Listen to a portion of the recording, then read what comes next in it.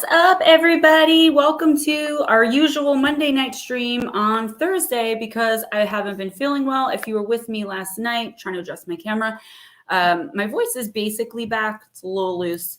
But I woke up from a nap at 6 o'clock with a raging, pounding toothache. So I've got like a whole tube of Orajel next to me. I'm doing good. I hope to do well for the rest of the stream and last the whole 2 hours. As long as I'm not in excruciating pain, we will be fine. I'm going to bring Steven in for a minute, but I thought what we do tonight is I will read a chapter or two from each of my book, and it should bring up people talking about maybe experiences and things you guys went through and stuff like that. And I thought it would be fun and exciting and also a way to bring you guys into my little world here. Pam Smith starting us off early with a super sticker. Let me say hi to everyone. I'll bring Steven in. And yeah, I hope you guys had an amazing Thursday. Ralph and Cassie Francis, can't think of a better way to relax and place to be. Hope everyone has a great weekend. Thank you. Miss Smoochie. Oh, that's me. Running late as usual. What's up, Jules? What's up, girl? And so Jules, we are doing Lotus Girl. What's up, girl? Nut Slap. Ryan Smethurst, welcome. Eris Manna. My Pam Cake, thank you so much. Starting off good for the super sticker. Tony the Rock fans, Smoochie, my tooth is killing me. I'm gonna have my mommy make me a dentist appointment.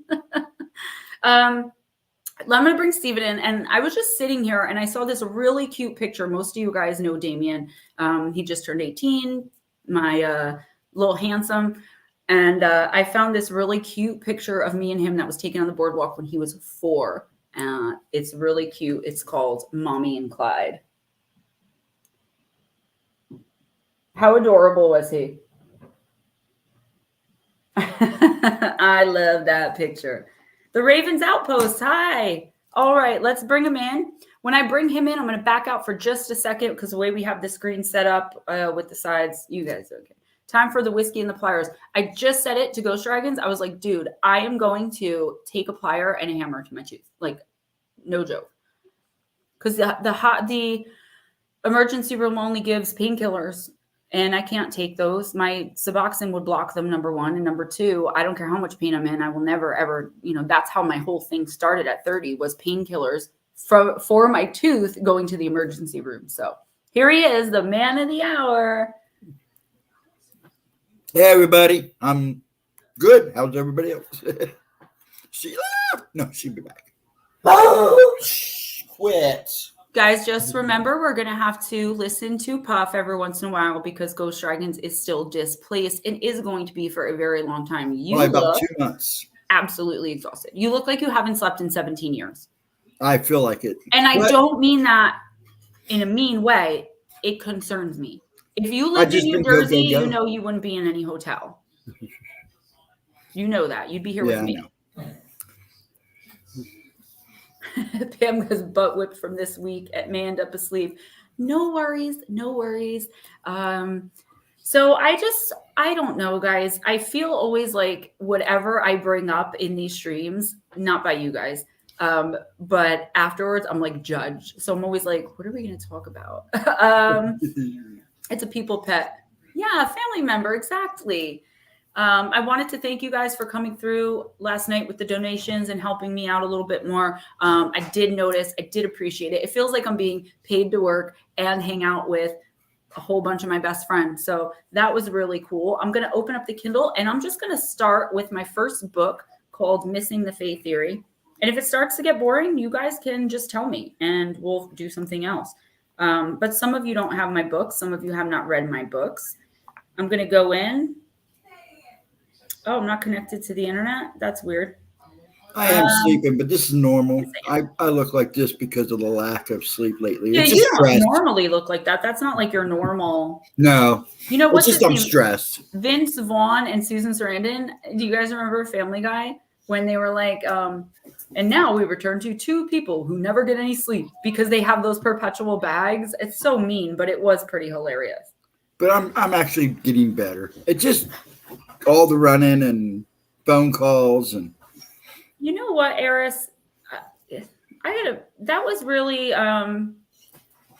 that's quite a statement. I feel like you're on to something there. I really do.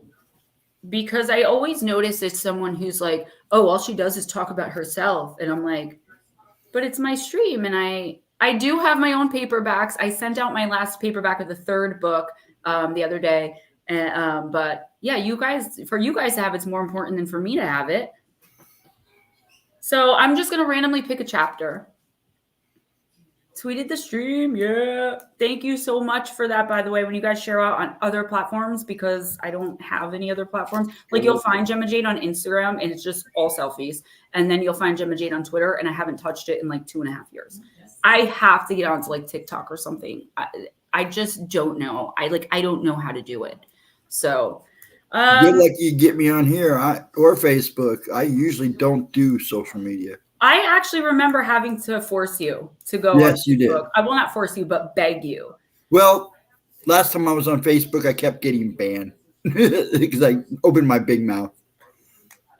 Eris, thank you for that comment. I like that. People who judge you find your vulnerability intimidating. It is hard to be vulnerable, you know? Nut slap. Come on now. Remember what I said last night about comments. All right, I'm starting with chapter 2, Beyond Fairy Tales, in my first ever book, Missing the Fae Theory. It's called Beyond Fairy Tales. It would be completely remiss of us to be speaking of fairies and not mention the origin of so-called fairy tales. Before the written page, the tradition of telling fairy tales was done orally. These stories were reenacted in a very dramatic fashion, such as one putting on an act of a play for another to really get the point of the story across. These tales were not only about fairies, but all types of beasts and monsters that allegedly roamed about the lands where these stories were being told. They were then handed down through generations. Mystical and magical happenings and beings seem to be more a part of the fairy tale itself than actual fairies being included in such legends and retellings. Fairy tales are told solely for entertainment, while the actual mythology of the Fae as a whole, in folklore both modern and ancient, is more focused on proving the existence of alleged supernatural beings and phenomena and weaving them into our everyday lives to be found in the world all around us. The Brothers Grimm authored the first written collections attempting to preserve the myths, legends, and lore as well as the general themes of the tales. The original content written by the Brothers Grimm had to be rewritten several times because the originals had a lot of sexual content and things that weren't child-friendly. They went through many drafts before coming to an agreement on what would be the final release of their books, making them not only more child-friendly, but also more profitable. Stories with any kind of troll, monster, hobgoblin, goblin, or any other mystical or magical beast can be considered a fairy tale. Some are also tales of warning, meant to keep young children in line by recounting strange, dramatic, and most oftentimes horrible things that have happened to other young boys and girls who, for instance, did not eat their vegetables or brush their teeth. Aimed mainly at those kids who didn't clean their rooms or who perhaps told too many lies. After a while, anyone writing these fables would be sure to include such a lesson, again, not only to make the book more profitable, but also perhaps to make it more appealing to the parent who would inevitably be the one purchasing it. Do now, as I'm sure they did back then, and take them for what they're worth to you. That's exactly what my first book is about, Nutslap. He said, is Fae just anything weird? We have an echo. I always picture Tinkerbell. Fae is another word for fairy. It's like fairies as a whole. The Brothers Grimm was the perfect name for the authors responsible for such horrific and dreadful books which were aimed at children of all people. But I want to go a bit deeper into the unknown if you'll be so kind and possibly brave as to join me. There were some really terrible and truly frightening tales told to children back then, again, with each one usually having a lesson attached for them to do or not to do one thing or another. It's the same today as it was ages ago, really. Be that as it may, I've discovered, much to my surprise, that the lessons in some of our most beloved fairy tales were actually added in, most likely when the real story of what actually happened was taken out. I'm not going to interrupt myself again, but Jules, if you're in here and you have it, re-email me that video and or picture. I think I still have it, but just in case, because at the end, I'm going to try to pull that up. Okay. Edited for nighttime stories. Oh, nope. It's the same today as it was ages ago, really, but be that as it may, I've discovered, much to my surprise, that the lessons in some of our most beloved fairy tales were actually added in, most likely when the real story of what actually happened was taken out. I talk about them too, Tony. Edited for nighttime stories made to help little kids fall asleep comfortably in their own beds without waking the night in a frenzy or terror and running into their parents' rooms. The actual fact of the matter is, however, that many of our most popular fairy tales do not involve fairies at all. They are true stories of real evil. For example, take the beloved brother and sister, Hansel and Gretel. And I love Hansel and Gretel. It's my favorite. The story was my favorite growing up and still is in a way, though admittedly to a much lesser extent than ever before, now that I know the true origins of Hansel and Gretel. The story is set during a great famine, the Great Famine of 1315 to be exact, a time nobody really talks about when we have more recent economic tragedies to dwell on, such as the Great Depression in the 1930s, just to name one example. Many people starved to death during the paucity of food centuries ago. Many more died under other, more horrific circumstances, I'm sad to tell you. In their desperation, usually decent human beings carried out acts of extreme cruelty towards their very own family members. Nobody was safe from anybody else. Sadly, parents were getting desperate, and cannibalism against their children and infanticide was rampant. The situation was so critical, dreadful, and hopeless, they even left their children to fend for themselves. These children were the lucky ones, though, at least in my opinion, when you consider what I mentioned above. Getting back to Hansel and Gretel, whose mother had passed away of some unmentioned thing, most likely a disease or common sickness of the time, and the children were left to be raised by their father. Their father is supposed to be a kindly character, someone who just wanted the best for his children, so he remarried. This is another commonality in most fairy tales, the evil stepmother, right? The woman, the sweet and good-natured old woodcutter remarries, is evil at heart and hates his children, possibly children in general, or so it may seem. When the desperation of the famine hits their village and starts affecting their home, she convinces him to walk his children as deep into the forest as possible and leave them to fend for themselves. He is instructed specifically to make sure they can't ever find their way back home. Somehow, this man decides as well that this would be for the best and carries out the wicked stepmother's sinister and evil plot. I wonder if it had occurred to him his children would surely meet their own deaths. As we know quite well if we are reading this book, there are thousands of ways to die in the woods, or to at least disappear. The father says his goodbye to his only two children and leaves to go home to his evil wife. Now there will be enough food with only 2 mouths to feed. This is unimaginable in real life, and somehow knowing this is just as fictitious tale. It's just a fictitious tale somehow makes it more palatable. Until that is, you remember my words. While this exact story is just that, a made-up tale to try to set the scene of this tragic time in history, this all came from somewhere. Remember, parents did this all of the time during the Great Famine in the early 1300s. In this particular story, however, the children stumble upon a whole house made of candy and gingerbread. They are starving and use the last of their food, some stale bread, to leave a trail of crumbs back out of the woods should they ever decide they want to go home after all, without which they never would have found their way. Upon approaching the house and eating some of its sweet and delicious siding, they are accosted by the evil old witch who owns the place. She takes them for thieves and locks Hansel away while Gretel slaves as a cook all day, serving all of the delicious foods to her caged brother. The witch is fattening him like a pig for slaughter. Inevitably, Hansel and Gretel escape. They follow the breadcrumbs that are somehow, a week or two later, still there and hadn't been picked up by birds or other wildlife, and they lead the town to the gingerbread house, which is stocked with food. And nobody seems to care one bit that these little children pushed the old hag into her own oven and cooked her alive. The town feasted on her remains in the original story. And even this part has a sick and twisted origin story. Allegedly, there was a baker during this famine who, unlike literally everyone else around her, managed to keep her business going and was not destitute or desperate. She would not be bullied or threatened into giving her livelihood away and ran her bakery as though there were no famine going on right outside of its doors. Her name changes depending on who you ask or which version of the story you are telling.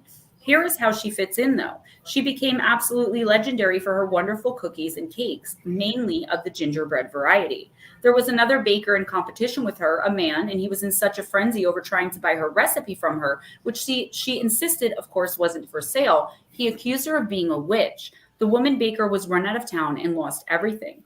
To add insult to injury, her neighbors and friends convinced her to come back and start baking again.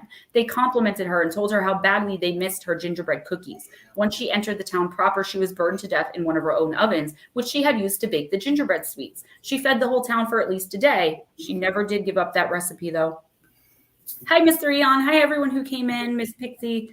So how does this all fit in with fairies? Well, it doesn't per se. I was simply trying to show you that every legend comes from somewhere or something in someone's history. Sometimes there is no lesson to be learned, and that's just my point. Why is the word fairy in the description of this particular folktale? Why is it in so many others? In my opinion, it's because people don't ever want to know the reality of the story they're reading, and most don't dare even try to listen to reason when it comes to learning about the reality of what's all around them. The realities of the fairies in their world, how they interact with us on a daily basis, perhaps even how they roam the woods hunting us and our children, just waiting for the right moment to strike. So we will never be seen or heard from again. Dun, dun, Mr. dun. Eon, thank you. You just might, because I'm thinking about inviting some of you guys on at some point and doing interviews. Like, tell us about your stories. I like the topic-based discussion idea, but it makes things too narrow for us. Like, then I feel like we have to talk about that. And Right. I don't do that. I want to chill. You know, this is what it's about, just chilling. You know, you're reading your stuff, which I like. I don't know if you guys noticed this. He said, "Ooh, can I have a blue name, please?" I tried to match it with my shirt. Not always. Like, sometimes I'm just feeling in like a green or purple mood, but usually the color of the bubble will be the color of something I'm wearing, usually my shirt. Oh, thank you so much. Yeah, these nails are a big hit. I'm so surprised because I'm like, are they too much? But Because she grabs you with them. See, that's why the eyes look bad. She keeps grabbing me. I keep escaping out of the basement. Nut slap, I just might. I think we are going to do that. I'm going to move. Did she send you that? Did she send that to you? Do you have that? What? Jules.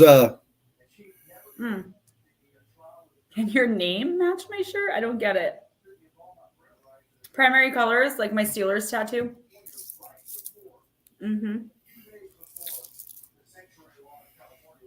Okay, come on. I will check. Because if you got it, I think I can get it to show. All right, well, I wanted to do that for second half. So I just want to read a couple chapters. I want to bring you guys into my world. So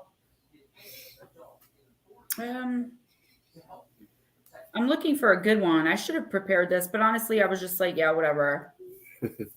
That's what it's about. We just wing it tonight. I think that's what I'd like to do. So this stream will normally be Monday.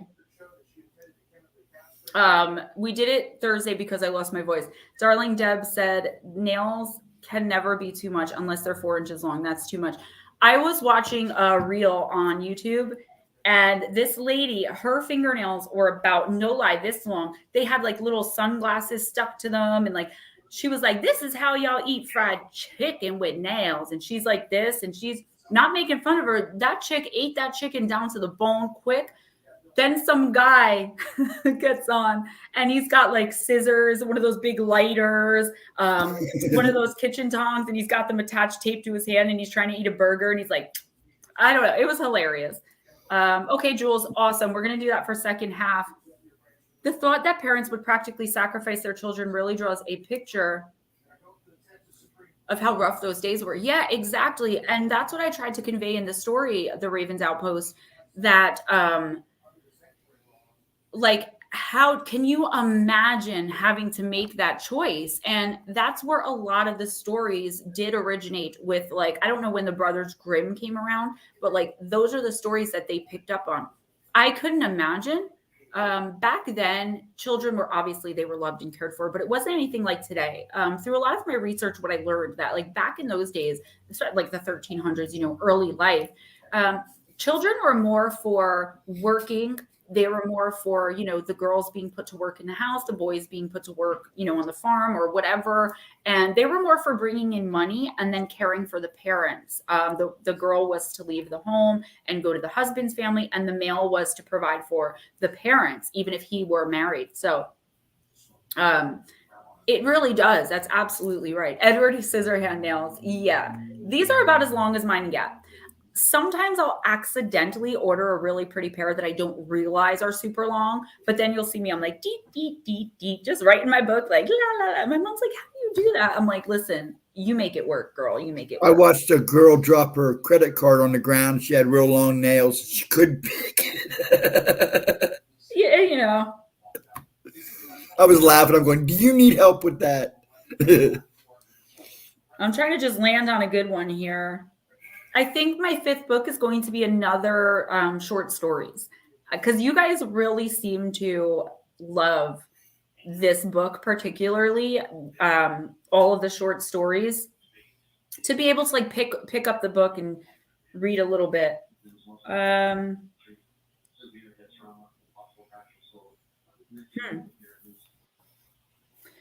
la la la. This is where you talk when I'm doing this. Blah, blah, blah, blah, blah.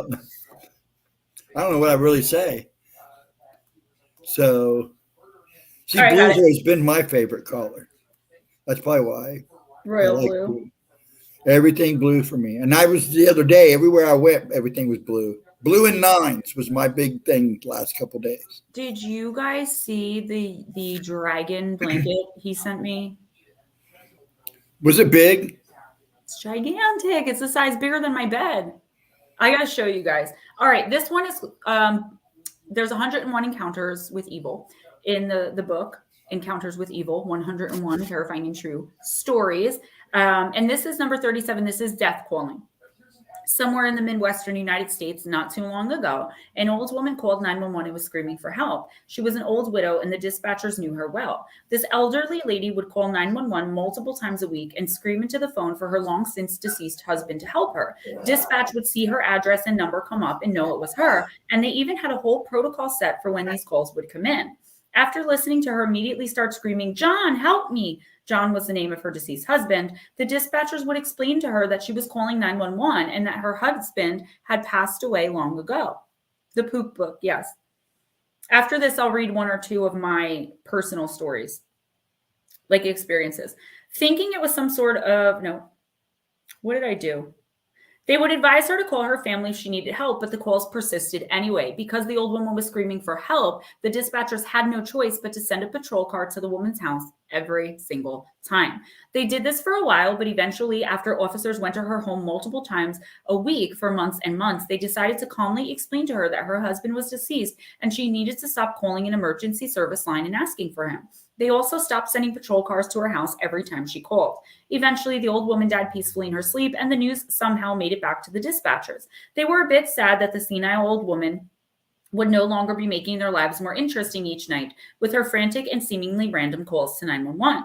The officers who were sent to her home so often mourned a bit as well. They were all a bit relieved, too, though. Now the incessant calls would finally stop. Or so they thought. After about a week after the old woman was dead and buried, the 911 dispatcher on duty that night saw her number and address come up on the line when the phone rang. Thinking it was some sort of mistake and knowing she was deceased now, the operator decided to pick up the call anyway and see what happened. She got the shock of her life when in her ear, clear as day, was the old woman yelling her usual pleas to her long-deceased husband, John. "Help me, John." The operator was experiencing a bit of shock and quickly hung up the phone. The other employees who were working with her that night tried to convince her it was some sort of prank. The operator knew better, though. They had been receiving those calls every single week, all week long for more than a year. They all knew the old woman's voice and tone very well. For the next month, these calls from the old woman continued to come into the dispatch center, and eventually, thinking there was some kind of prank going on, officers were dispatched to the house and went in. The house was completely empty and nobody was there. They called the phone company to see if the line still belonged to the old woman because they suspected that transients or teenagers were breaking into the house and making these prank calls. The idea was extremely far-fetched, but they figured it was much more possible than the alternative, which was that the old woman was somehow making the calls herself from the afterlife. The phone company told the officer who called that the old woman's number had been disconnected almost immediately upon her passing away. The dispatchers and officers were all stumped, yet the calls continued week after week for several months. Eventually, the old woman's house burned down, and still there were calls coming in from her on an almost nightly basis now, asking for her husband and screaming into the receiver for him to come and help her. Nobody knew what to do, but they had to answer the calls every time they came in because there was a chance someone could actually be in need of emergency assistance. It was scary and confusing for all involved. Eventually, the calls became more and more infrequent until they stopped altogether. It's never been explained, and nobody knows for sure how this could have happened. Those involved who grew fond of the old lady like to think that she found her dear departed husband John on the other side and therefore didn't need his help anymore. However, we most likely will never know the truth about this one either. I'm going to give you guys one personal encounter. Again, oh, he's talking to someone else. Okay, sorry guys. This is once again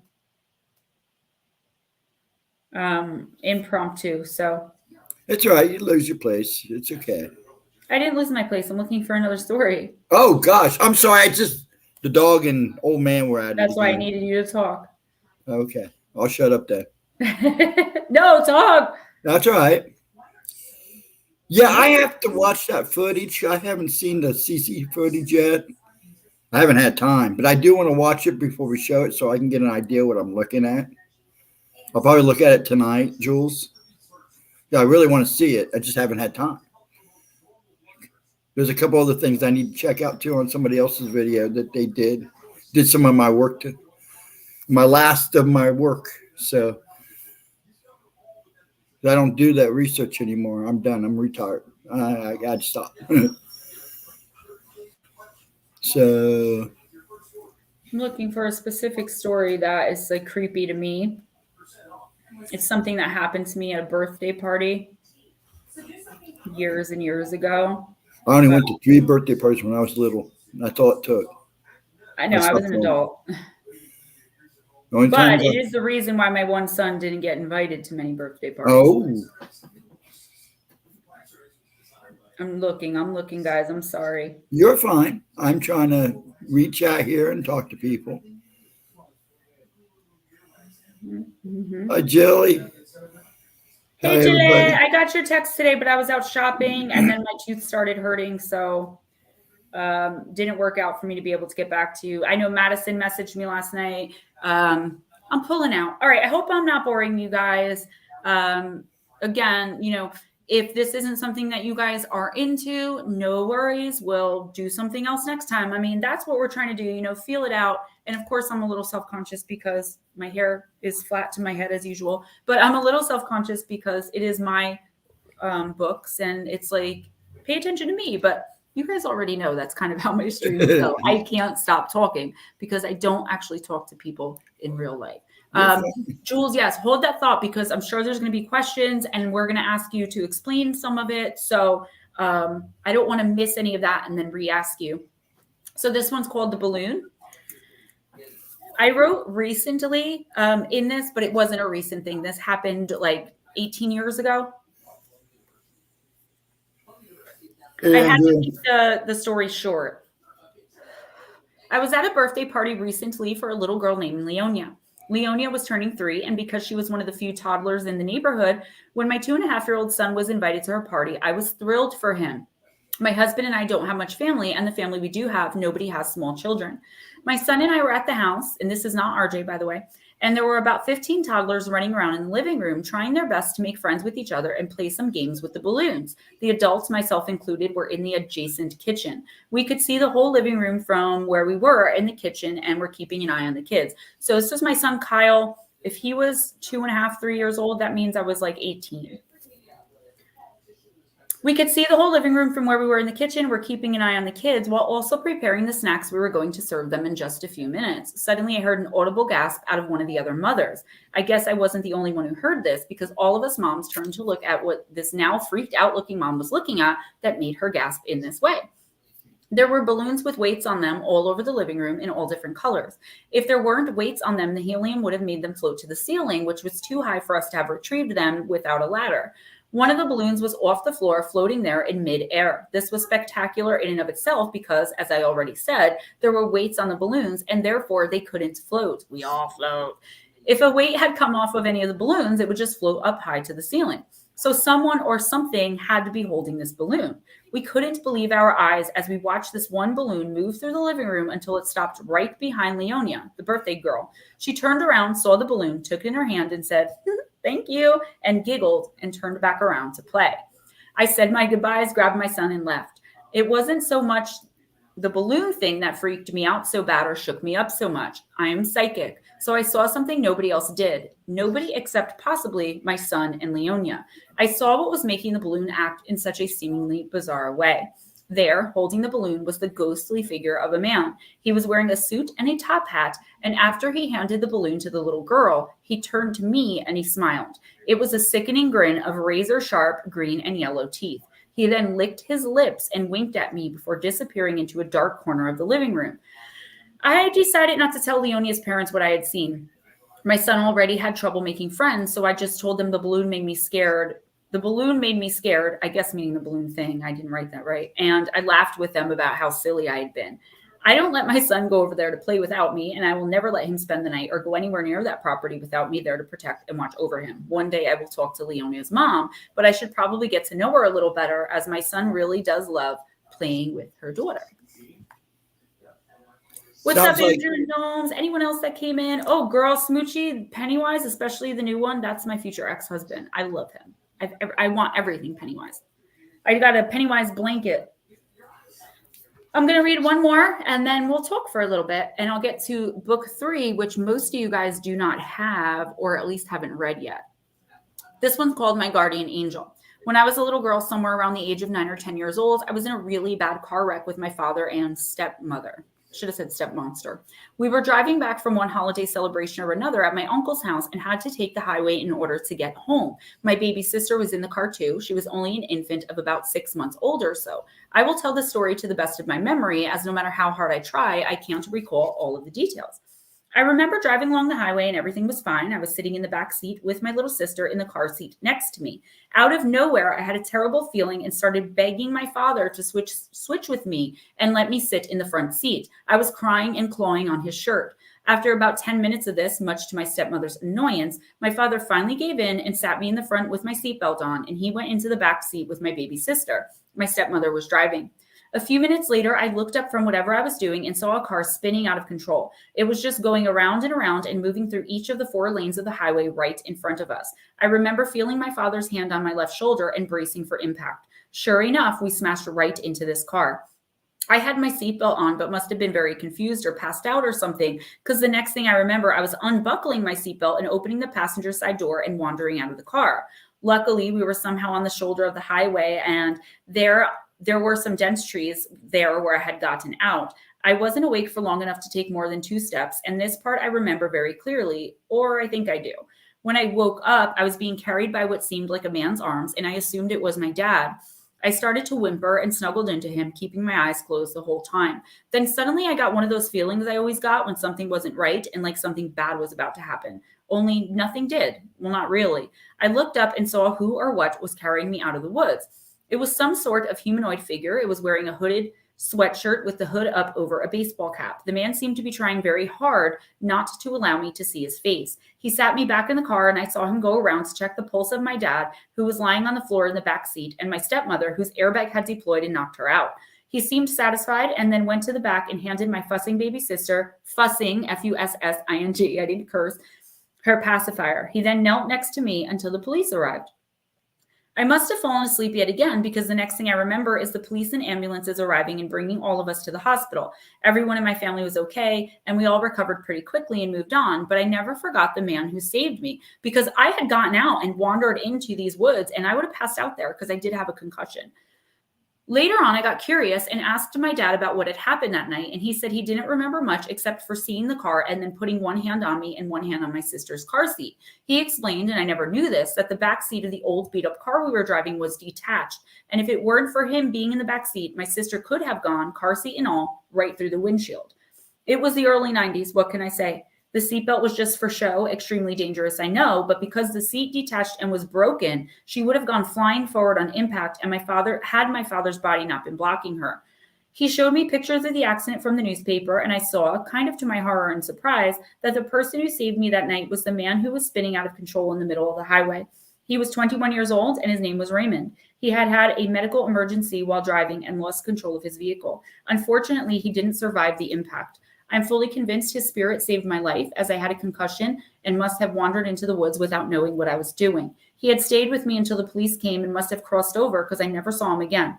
I never told my father about the man because he didn't like when I would speak about my abilities or visitations, and still to this day doesn't like or understand it when I do. I knew that something was off or different about this man who was carrying me. I was just too out of it to be able to put my finger on it. Infinite Psychosis, Monster Radio. Yeah, I had to make sure I clarified because I was like, oh, I talk a little fast. I don't know about that. I'm going to read a chapter from the third book in a minute, and then we're going to get to Lara's. Not Lara. I have Lara on my brain. I'm looking at Fred over here. Then we're going to get to Jules's. I'm sorry about that, love bug. Stuff. It's pretty interesting.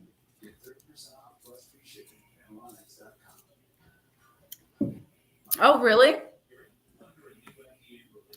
There's an episode of Unsolved Mysteries where the people on vacation got into an accident because of another driver. Years later, they found out who the other people were who helped. Kind of cool story. Yeah, it was pretty interesting. And remember, at 10, I was doing everything that I could do to not have these visitations. Like, I didn't want them. I saw the way my dad would look at me. Like, one time, like, my stepmother and I got along really, really well until she got pregnant with both my sisters, but my little sister. She got she took all the pictures of me in the house down. When I was 10 that year, because I lived with my dad and stepmother, like, I didn't get Christmas presents from them. Santa didn't come for me because she said that there were 28 presents under the tree. I counted them. But she was like, oh, your dad's having a real baby now. You don't need, like, she was that type of person because she was only 21 years old. And she was, I didn't know at the time, addicted and all this stuff, but she was a real witch. But anyway, we went to the ShopRite at like 11 o'clock at night, and I'm in the backseat, and it's my dad and my stepmom. My dad's driving. And my stepmom, I usually would run in with her and get a candy. And I'm like, can I come in, Kathy? She's like, no, I got to go in myself. I'm like, why? What do you need to get? I'm a nosy kid. She's like, it's none of your business. And I don't have to explain myself to a 10-year-old. I was like, the pregnancy test is going to be positive. I'm really excited about having a little sister. Can we get some ice cream? They didn't know she was pregnant. We were at ShopRite to get a pregnancy test.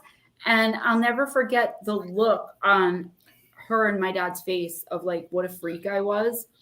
It wasn't even shock. It was just like I was something like you don't want to talk, like, gross. So in that point in my life,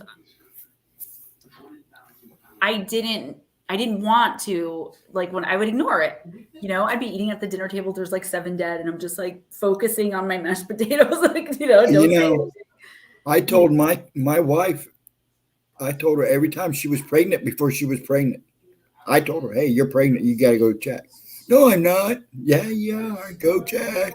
Thank you. And did that to 3 other people too. All the time. They hate it. They look at me like, how do you know these things? And at that time, I really wasn't sure what it was. I just knew I was different. Shelly, thank you so much. And darling Deb, I do appreciate that. But you know what? It made me who I am today. And that's why I'm so loud and proud about coming out of the broom closet. That's why people are like, in every video you mention you have abilities. Yeah, I do. Because I want people to understand that there's nothing wrong with you. There's nothing evil about you. There's nothing shameful about you. It is a gift. And if you don't believe in God, then believe in the universe. The gift came from somewhere, right? I say a gift from God, but it doesn't matter what I say for me. Be loud about it. Be proud of it, because I feel like I help people to the best of my ability. And trust me, the more money I make, the more I'm going to help people. Within 10 years, I will have a spiritual retreat for you guys to come to and get spiritually aligned. I want to become a Reiki master. Like, I have so many things I want to do with my abilities. Even, like, when I was in addiction, I was only in addiction for like 5 years, but that 5 years almost killed me. It didn't numb it though. I always was trying to numb it. It made it worse, because then I was just a rambling addict. And I lived with my dad, who still to this day, I tell him, Daddy, you have an addiction demon attached to you. It's literally eating your soul. Like, please. He's like, oh, don't come to me with that mumbo jumbo artard poop, but he's not so nice about it. But if I call him and say, Daddy, I had a bad dream that you had a demon eating your soul, he'd be like, oh my gosh, I got to go to church. You know what I mean? Like, he'll believe it if it's a bad dream. It's just his way and how he was brought up. That's one of the reasons why I stopped going to church, because people at church just didn't want to deal with me, because I'd see stuff all the time. My church is really accepting. I don't talk about it often in church. There's no reason for me to, But if it came up, I do have people that have come to me and said, you're practicing necromancy, or you're, reading cards is evil. And I've had people in church say that, but I just say, well, I'm very sorry that you feel that way. And I move on. I don't argue the point anymore. It's just like, okay, So you go ahead, and I'm going to find a chapter in the new book. Yeah, I started young, and I was always kind of odd kid out in school and in church. Mm-hmm. So I just got used to it right away. But yeah, it took me going to Colorado with the youth group, and was 9, 10 years old. They talked to my mom and dad. And I talked them into letting me go. Really didn't have the money, so we went. I walked away from. We were out in Rio Grande, and I went for a walk at lunch and was gone for 4 hours, and nobody even knew I was gone. Wow. And I didn't even know I was gone that long. It only felt like 15 minutes. So I wondered if something happened. But when I came back, nothing was ever the same. I start a couple comments. I missed a lot because you know me, I'm ramble yakking, and I love you guys for putting up with me for that. I really do. I know sometimes it can get really annoying. But again, I don't have a lot of communication in my day-to-day life. I text. Even my business card says text only. I pick up too much. So when I'm on stream and I have people listening to me and people to interact with, I do get really excited. So Darling Deb says, I'm a big Christian and I'm totally open to this. I am a devout Christian, but my views on it are a lot different because of my views on extraterrestrials, UFOs, the Bible, right? Jesus is a rock star to me, but I believe that Jesus said that we should be proud to be Christians. I don't believe in trying to convince anybody. I don't believe in judging any. You guys see it. Like, most of you don't even know that about me. And if you do, it's like whatever. It's just like a part of who I am, and I do appreciate that because we need to be more well-rounded and open-minded. Otherwise, we're never going to get out of 3D, guys. Like, never. Nutslap says, does your church know you're a YouTube star? Some of them actually might. Yes. I go to Emergence Church in Totowa. Paranormal Pixie, I still feel like I might get burned at the stake. Yeah. And what's really sad? Feeling that way in your own home. I'm not talking about me where I'm living now. Like, my mom is totally supportive. Damien's totally supportive. But I came to realize that the person I thought I was closest to was freaked out by me and afraid of me once I started talking about this. And that's why I have a lot of the personal issues that I'm having now. It came from the person who I trusted most being fearful of me and being freaked out by my altar. And I didn't know because nobody ever expressed that to me. It was just one day, everything that I knew was different. And I found out later, had to do a lot with fear. And that stings. Like, that hurts really bad because it's like, oh my God, like, really? Shelly Montgomery says, I told them I see dead people. They say you're evil. Listen, anybody who says something like that, you just have to let it slide off you and move on. We are not evil. We are messengers. I believe of God. You guys don't have to believe that. I love you guys anyway. That's just what I believe. We are messengers for the universe, creator. It doesn't matter. We are all here because our light shines just a little bit brighter. That doesn't mean we're better than anybody else, but it does mean we're different. And we're always going to be different until we light workers shift the consciousness and raise everyone's frequency and vibration. And even then, it's thankless. They're not going to know we did it, right? Because then they're going to be a part of it. Smoochie, I agree with you. In most cases, I would say more, and I don't want to get into a religious debate or anything. I'm trying to keep this very neutral, but a lot of Christians and Catholics specifically, not to pick on those religions, are very judgmental. And I do get people from my church all the time being like, what are you doing? That's a tool of the devil. And it says in the Bible that I'm like, I know the Bible front, back, and center. Okay. I want it to be a pastor. I realized I couldn't with my abilities because of the problems I would have with congregation. And I would never make it that high up in the church with my abilities. I just know that because no matter how tolerant 90% of the people are, the 10 people create an uprising. I know, at least in my church, nobody's going to want to deal with that. They're going to be like, okay. Well, was I going to be one? I'm sorry? I was going to be one I think until somebody told me to take a different path. To a lot of us, to want to explain, first of all, like what's happening with us and to lead others into the light. But we're doing that in a different way. I'm going to read a chapter from my newest book, and then I'll be done reading and we can just chit chat and move on to Jules's stuff. I say stuff because I can't remember if it's video and or picture. I haven't watched it in like a couple weeks. So this one is called Shadow Entities and the Extraterrestrial Connection, and it's chapter 14 in my newest book, Shadow Entities, Sleep Paralysis and Beyond, available on Amazon, paperback and Kindle, or any of these can be autographed and sent to you by me if you email me. Okay, and the Kindle just went. Okay, Shadow Entities and the Extraterrestrial Connection, Chapter 14. In the winter of 1961 in Boston, Massachusetts, a young woman named Sally Salisbury was awoken in the early hours from a very deep sleep. Her eyes opened to the absolutely most horrifying sight one could ever pray to not have to wake up to themselves. A sinister shadow entity looming directly over her, vertically even with her body as she lay there in her bed. Sally claimed that the entity was penetrating her to her very core with feelings of hatred and malevolence. As she went to move, she quickly realized that her body was in a total state of paralysis, but her mind was wide awake and sharp. It was about 2 or 3 minutes later that the entity vanished right before her eyes and seemingly into thin air, and she was able to move again.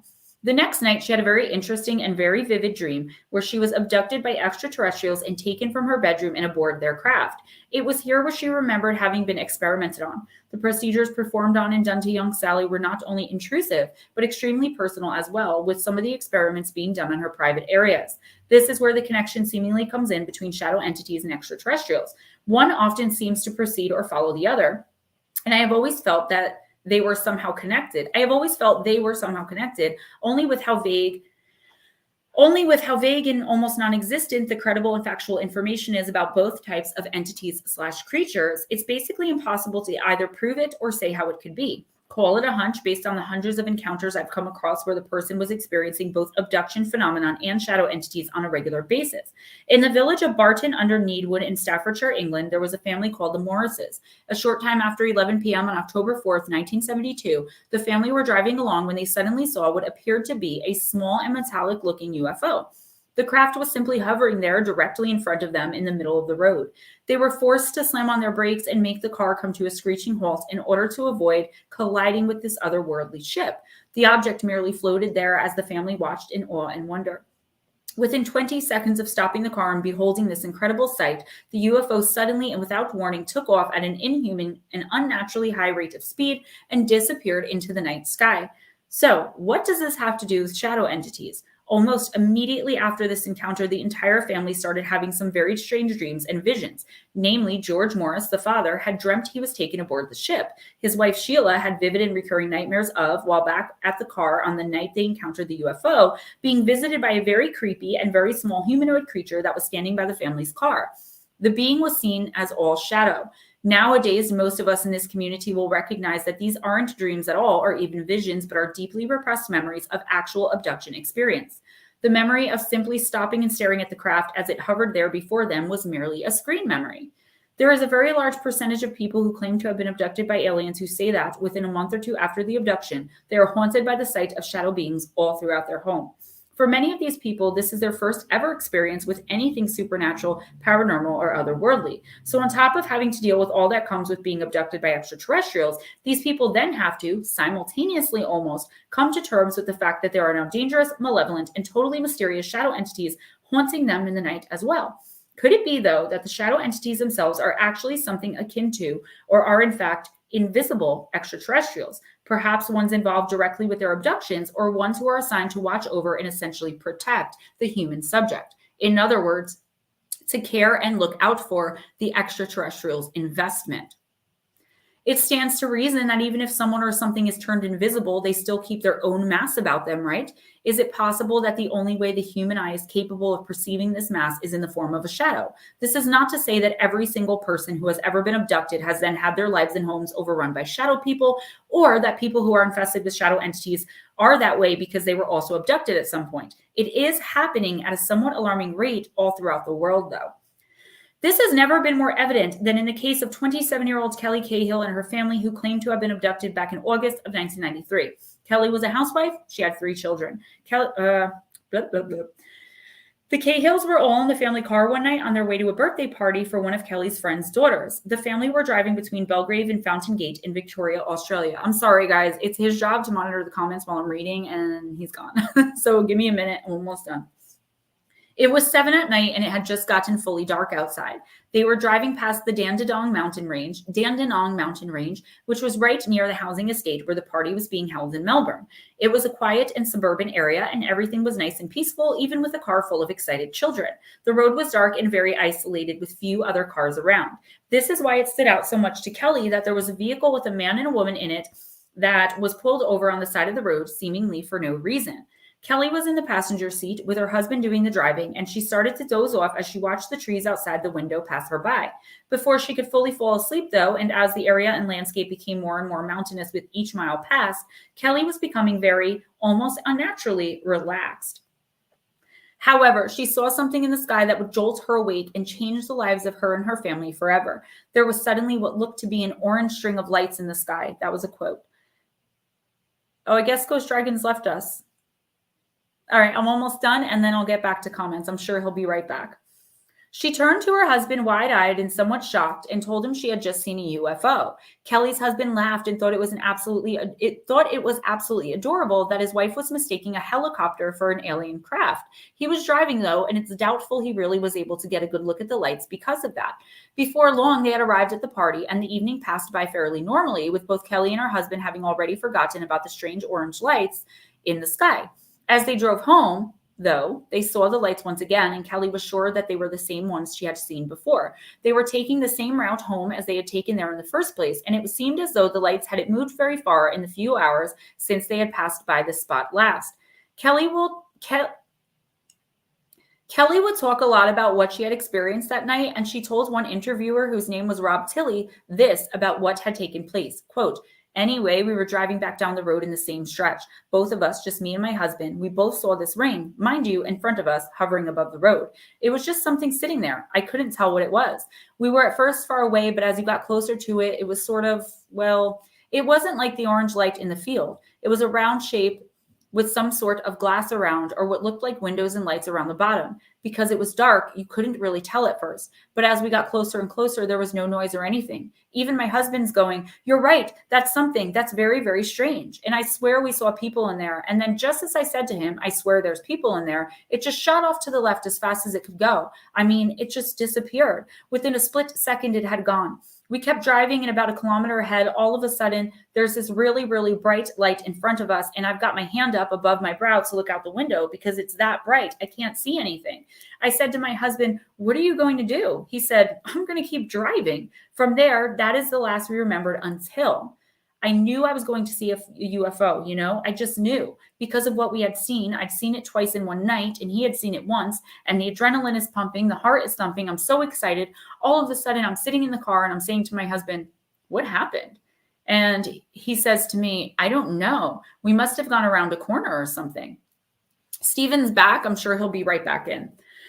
The couple suddenly felt a sense of strangeness that crept over them like a blanket of fog was enveloping their minds. They had no idea why they were feeling so out of sorts, but they couldn't shake the feeling, and they were both very uncomfortable. Although there seemed to be no sign of where it was coming from, there was a smell similar to vomit pervading the family car as well. The couple tried to remain calm for the sake of the children, but they began to discuss this grim and overwhelming feeling of doom with one another. It seems though this was the last thing they should have done because, according to Kelly, as they continued driving home from the party, they passed a strange and seemingly supernatural figure along the side of the road. Kelly described it as a, quote, "tall and dark," end quote, and admitted that she didn't think it was human. Once the family got home, they realized an hour of time was completely missing from both their minds. The time frame for how long it took to get from the party to home wasn't adding up, and neither of them could remember what had gone down during that missing hour. It was once they were home that Kelly also discovered a very strange marking on her body that she obviously knew wasn't there before they had left the house that day, and she couldn't explain it. It was a bizarre triangular marking, and it was located right above her navel, and directly on top of it was a random and brand new scar. As confused as they all were, they tried to put the whole bizarre experience behind them and move on with their lives. However, in the weeks to come, Kelly started menstruating erratically and completely off of her cycle. Both she and her husband were experiencing severe abdominal pain, headaches, nausea, and an extreme feeling of tiredness and fatigue as well. Kelly became so sick she was barely able to walk on her own, and eventually her husband had to have her rushed to the nearest hospital. The doctors then told the couple that Kelly had some sort of infection in her womb. While all of this was going on, Kelly started to have these strange daytime dreams where she would just remember fragments, just bits and pieces of what had happened to her and her family on the night of August 8th while driving back from that party at her friend's house. She didn't realize that that's what they were, She didn't realize that that's what they were, though, at least not at first. She remembered first going towards and stepping into the brightest light she had ever seen in her life. In that blinding light, though, she remembered seeing all kinds of strange shadow beings. One day, when she and her husband drove past the exact same spot where all of this had originally taken place, a sense of overwhelming terror and dread came over Kelly. She said, quote, "On the way home from bingo that night, we went along the same road, and as we passed a certain spot, I just got this incredible feeling of terror go through me. I mean, absolute terror. All of a sudden, I just started remembering, and by the next morning, I had remembered just about everything that had happened, except there's still missing time that I can't." What we had actually done, we had driven into the light, but the road was curved, and the light we had thought was in front of us was actually to our right-hand side. It was in the field, and it was massive, the size of a house, or perhaps close to 50 meters. So it was very big. Why I knew it was very big was because we could have driven for 5 minutes. The road sort of wound around this part. You could have driven for 5 minutes and not had it out of your sight the entire time, end quote. She and her husband both remembered pulling over to the side of the road after parking, getting out of the car to approach and get a better look at this strange light. The car that she had originally remembered with the man and woman in it now held a different and perhaps more significant memory to her. She said she recalls another car also pulled over to the side of the road and having 3 people who exited the vehicle and started walking off into the field surrounding them. Kelly then turned her attention from the other people to the now very visible, unidentified spacecraft right in front of her eyes.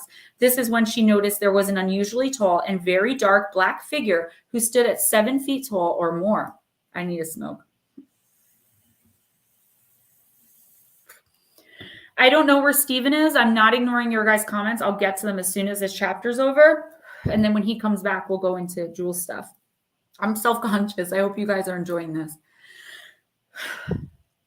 This entity had terrifying eyes, which Kelly described as, quote, burning fire, like fluorescent stoplights, I suppose, that sort of real burning red, end quote. Kelly was beside herself with fear and dread.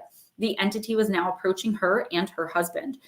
She said of what happened next, quote, all of a sudden I started screaming out to my husband. Now this has really got me baffled because of the fact that a human being doesn't know this. So I don't even know how I came out with this, but I started saying, they've got no souls. And I started screaming, they've got no souls. Then all of a sudden there were heaps of them in the field, not just one, a whole heap of them. And they started coming toward us faster than any man could run. And they were gliding off the ground. They got halfway across the field. They split up. Some of them went towards the other people, 2 or 3, Kelly thought. And some of them, the rest, came toward us. I was hysterically terrified. I have never felt terror like that. Not even in my own worst nightmares had I experienced terror like that. The next thing I know, I felt this oomph in my stomach, right across here, like I was winded, but I was thrown back and I was on my back on the ground. I sat up with my head between my knees. Here, I'm trying to stay conscious. I couldn't see my eyes. It was all black, end quote. As the creatures approached, they continuously bombarded her with telepathic messages, reiterating and possibly trying to reassure her in order to keep her calm that they, quote unquote, meant no harm. Kelly was barely aware of her husband, who stood very silently beside her the whole time. It was almost like he was disappearing into the craziness of the whole ordeal, and she had to keep grabbing his arm to remind herself she wasn't alone and that this was actually happening for real. Kelly felt that regardless of the constant reassurances as to the contrary, that every single one of these strange beings was pure, soulless evil. Finally, her anger bubbled up and seemed to overtake even her fear. It was raw and pure, unadulterated rage at these evil beings who were now fast approaching Kelly and her husband. Kelly cussed and shouted at the beings. She threatened them and told them to go away and leave her family alone. There's a lot more, guys, but I'm going to see what's up with Ghost Dragons and check out your comments.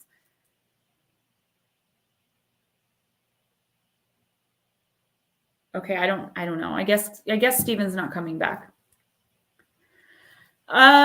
He's having some issues. So, Jules, I am going to try.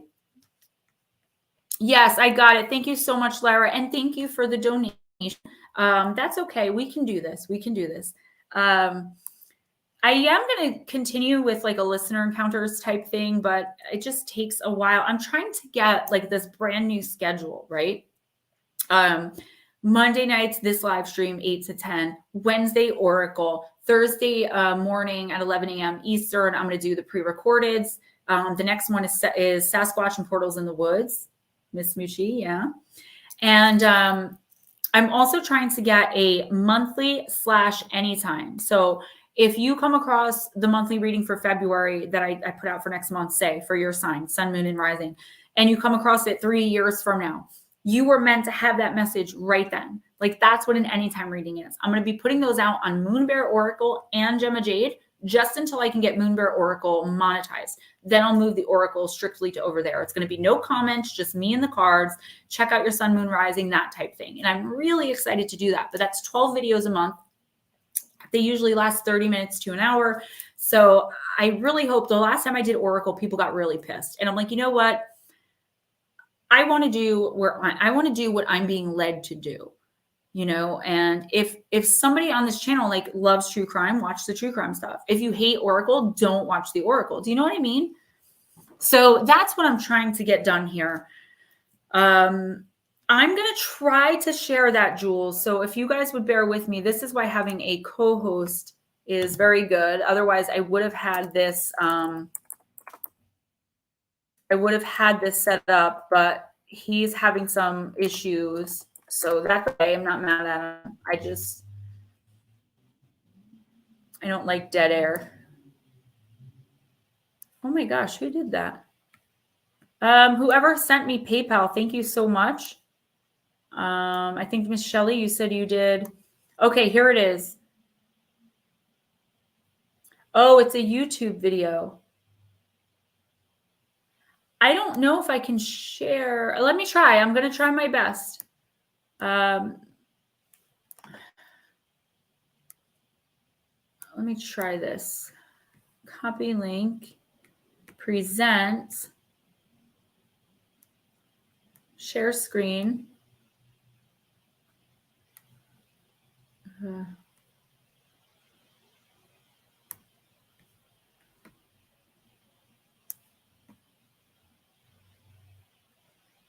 No, it's just showing my email. Right. Okay, let me do this. I am going to have to do this when we have Steven available on Monday. Because I don't know. So if you guys want to watch this, yeah, that Jules, I think the original would actually be more helpful. I honestly don't know, but I can try. Shelly, thank you. Everyone, thank you so much. You guys are incredibly supportive. And I felt so amazing last night. I felt so amazing reviewing the video today. I didn't have, right. I want to share the actual video on the screen though. So if you can send that, the energy last night, except for that yucky stuff at the end there, which I still haven't gotten rid of, but it is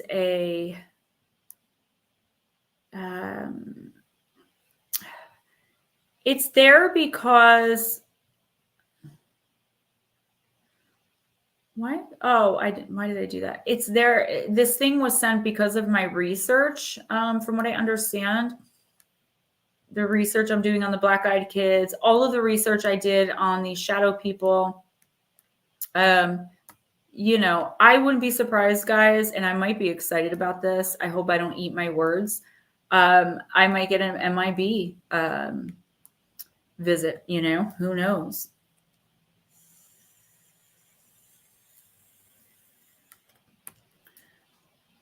Hey, Bat Mom.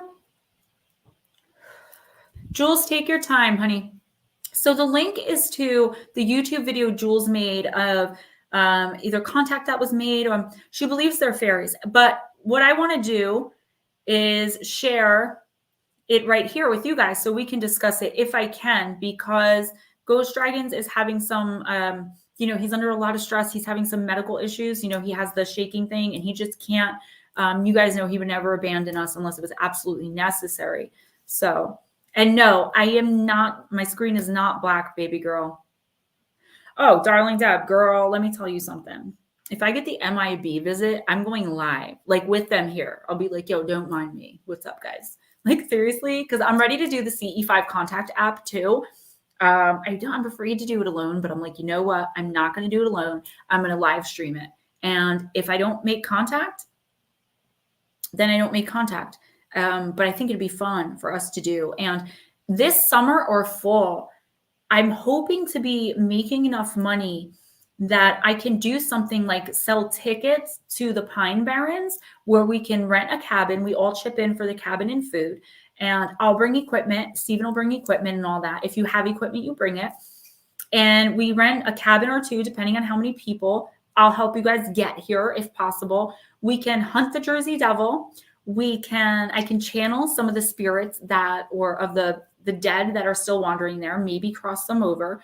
And we can use the CE5 app and protocols. Close Encounters of the Fifth Kind is human initiation of contact, right? And we can do that. The more people in the group, the better.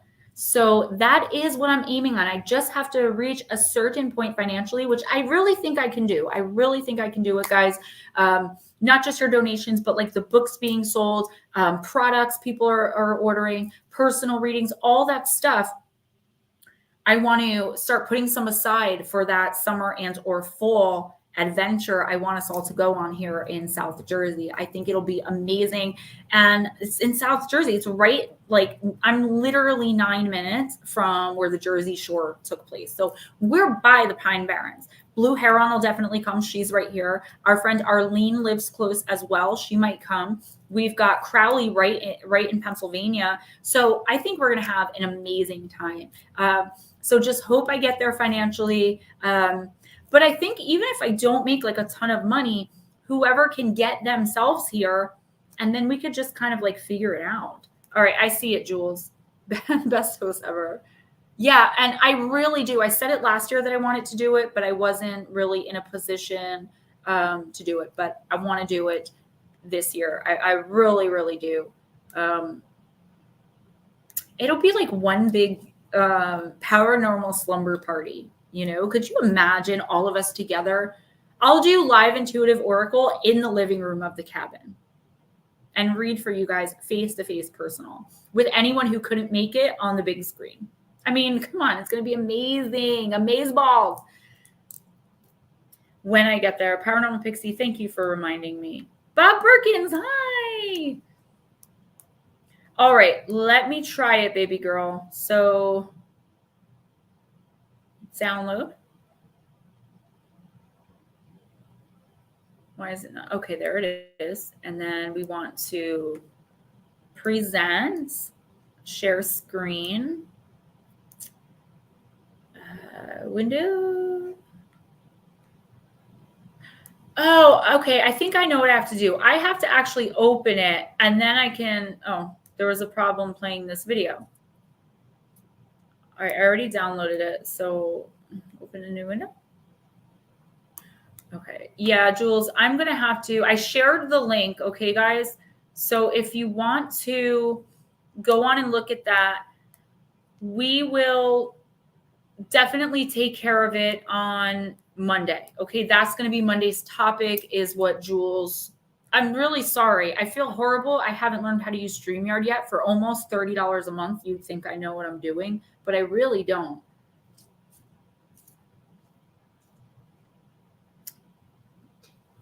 Did everyone see the Mommy and Clyde?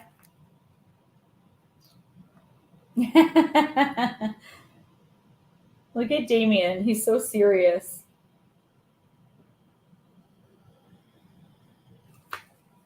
It's good to be 22. Yeah, I'm sorry, guys. I just, you know what it is? It's like, okay, so when I have time, I'm working on scripts for Bill and PNN. I'm working on script for the channel. I'm doing personal oracle readings. I'm always doing something. So it's not like I really don't ever have time for myself except at night. So told him you can't stop me. You know what? Bring him if you want to. It will be really cool. I feel like I connect so well with you guys. And I know some people are like, you don't really know who these people are, but I'm like, you don't have the abilities that I have. So I just don't feel any. Everyone has their negative and positive, but I don't feel like I've had several people I've had to get restraining orders against for being stalkery. Like, I don't feel that kind of stuff with you guys. Like, I really do feel a connection. And I feel like we were all brought here. Like, I started YouTube because I wanted to use and was scared and wanted to make a connection with anybody. And I just talked about what I was going through, my feelings. And I loved true crime, so I built on that. And then here we are. So I went from, you know what I mean, just trying to make some connection to this amazing group of people and community, giving messages of love, light, and peace, and really filling my soul with it. We're all here for a reason. And I feel like if we got together, we probably could make some contact for sure. Raven's Outpost. Yeah. Like, how did I get here? I think about that a lot. When you look at how my channel turned, it's just like, and that's what I want you guys to understand. Like, we as a unit can do amazing things, right? When we come together Wednesday night, it never fails that at least one person will message me afterwards and tell me how amazing they felt just from being in that stream. Never fails. Happens every time. I feel amazing too. I could be sick. I could feel absolutely horrible. I could be having the worst day ever. But when I put that smile on to say hi to you guys, that's genuine. I'm genuinely happy and pleased to be there. Darling Deb, I have no idea how I found this channel, right? And I'm losing a few subscribers, which normally I don't, but that should show you guys I do pay very close attention. Like 12 subscribers, that's a big deal to me, and I feel bad. But I feel like that's a certain group that's attached to this drama that people keep trying to suck me into that I refuse to engage. So I feel like they're taking their minions away. And it's like, it's YouTube. It's not that serious. Like, we're not famous, right? I'm on a computer screen, So I refuse to get sucked in. And I do feel like, that's why I'm losing people. And a few people are like mad at me for getting upset. I'm like, listen, I'm a human being, at least partially, I can't be all sparkles and sunshine all the time because that would be inauthentic and fake. Yeah, let me tell you. So many people say that, darling Deb. They're like, I don't know, like, where you came from. I know I don't really get recommended because my views just aren't that high yet, which, like, I'm okay. I can't imagine having to do intuitive oracle for 200 people. But it's like, yeah, I love you guys very much. I really do have a deep caring in my heart and soul for you guys. So I actually was pretty lost when I met some of you last year. I found out about Steve Stockton through Missing Enigma and then met Gemma through the campfire chats. Yeah, I mean, again, it's crazy how I met Steve. I commented on one of the videos, like, based on your voice, you are the nicest guy on the internet, right? And he had, I guess, clicked on my channel and checked out. Somehow we connected on Facebook. And I remember my Facebook status was, oh my God, Steve, all capital letters. Oh my God, Steve Stockton, my favorite YouTuber ever, just messaged me, exclamation point times a million.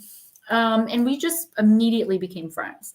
And then I kind of branched off. He wanted to do his own thing for a little bit, and so did I. And yeah, I'm so thankful for this channel, honestly. This channel had a very big part in saving my life, literally saving my life. Because if I didn't do this, if I didn't have this to focus on, if I didn't have all this beautiful energy around me and cultivating it to give, and knowing that, you guys can depend on me, I might have used by now. Like, who knows? But I know for a fact I will not. Obviously, my family plays a huge role in that too. But to be able to do this professionally, writing a book has been my childhood dream. That's all I wanted to do. Well, I wanted to work for the FBI too, but I kind of went a different way. Jeff Harding's channel. Yep. I did think you were a troll because of your name. Jilly Doom, same. Yeah. It's, it's like this immediate thing, which is like how you guys should know, like, you should be here. Paranormal Pixie, absolutely. Jules says, I remember my first time in the stream, things were so dark for me. I feel like I had hands around my throat all the time. I remember Gemma felt it that night and almost cried. I'll be here till they... I actually remember that. Paranormal Pixie, you are dead on. Light workers all over the planet are being brought together. We need to raise the frequency and vibration, and we need to build each other up. We need to stop. It's not even just like, I noticed in this community when we did the Women in Ufology, it was true, because I would be doing a stream for SOR, and I'm not saying anything bad about them. I love them. It just didn't work out for me over there. But they would be like, I'd get a message saying, Gemma, smile. But the guys didn't get that message. I remember Bree said it too. She's like, why am I being told that I have to smile and look pretty? You know what I mean? And it's not just SOR, but that's just one example of, women uniting, and like to have so many men in here that are supportive. I get the comments all the time. People come in and, be like, take off your shirt, but, we ignore that. And I really do. By the time I'm 50, so 10 years, 11 years, I haven't turned 40 yet. I want to have a spiritual retreat. And any one of you guys with abilities that wants to come and work and chill, I got you. That's my life mission, my life goal. I was given that download about 3 or 4 months ago, maybe 3 months ago, where I was told this is what you're meant to do. There's a long way to go, but I know for a fact I'll get there, because that's where I'm supposed to go. So as long as I'm doing the right thing and making the next right decision, the universe is going to support me, right? The universe is going to sponsor me. And that's an amazing feeling. And I want all of you guys to have that feeling. I want all of you guys to, Nutslap, you are a troll, but I love you anyway. You're the only troll allowed. You're the only troll who can stroll Gemma Jade's channel. I want all of you guys to be so confident in your life purpose. I want you guys to be confident that you're going to make it, that you are the light, that you're going to be the change that the world needs to see. And I sound so cliche, but I want to give that feeling to all of you guys, because when I'm down and out, you guys give it right back to me. I'm not always, positive Patty, but I do try my best to always look on the bright side and learn the lessons. Jules. No one tells me, take your shirt off, Batmom. You know what I get the most, guys? And I'll move off this so it doesn't go someplace dark, because I know we all have a little bit messed up minds. I love it. I get people wanting to see my feet. Dead balls accurate. So I call them the feet people. I'll be like, I don't use Facebook Messenger because of the feet people. And people are like, what do you mean? I'm like, you have no idea. I might get like 19 messages in like 3 months of people asking to see my feet. First of all, I'm a Pisces. My erogenous zone is not feet. I hate feet. I don't even, like, when I wash my own feet in the shower, I'm like, hate it. So yeah, gross. There's more than one reason I'm calling Pixie. It is. It's creepy. It's very creepy. So that's why I usually don't use Messenger. Unless someone texts me like, hey, I sent you something on Messenger, I'm probably not going to see it. It's hard to fill chat with talk because I don't know. I don't know what's to... Oh, I got a new owl. I can show you guys him. Isn't he cute? He's mean mugging. There was one with a red hat and he looked sweeter. I was like, no, I want the one that's mean mugging. He's like, oh, ain't nobody got time for that. I got batteries and tokens from the little anime toy machines Steven got for RJ. He's got RJ hooked on those little machines. And I don't know if I ever showed you guys this, but Steven got this for me. So it's a little baby lion in the middle. And then it's 3 lions. And it's just a little, I mean, I love lions. I love owls, lions, and monkeys are my favorite.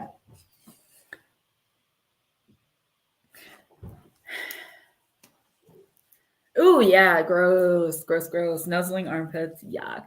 Yeah, batteries, because I took 3 batteries out to put one in RJ's toy, and it ended up needing AA batteries, not AAA. So I was like, oh, where can I put these? I'll just throw them in there. So, yeah. Yep.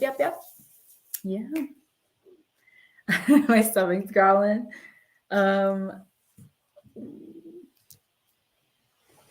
Jilly Doom, don't curse in chat because then I'll get in trouble. It's not that I mind. YouTube has been very juvenile with stuff like that. Bob, battery operated boyfriend. I'm just saying, okay.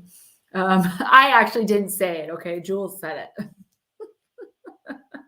I'm blushing. I'll just show you guys some of my little statues. I got Bat Cat.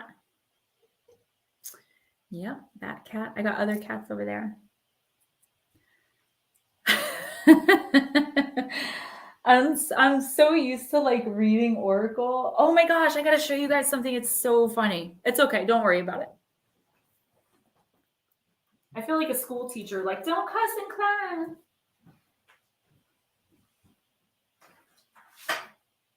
class.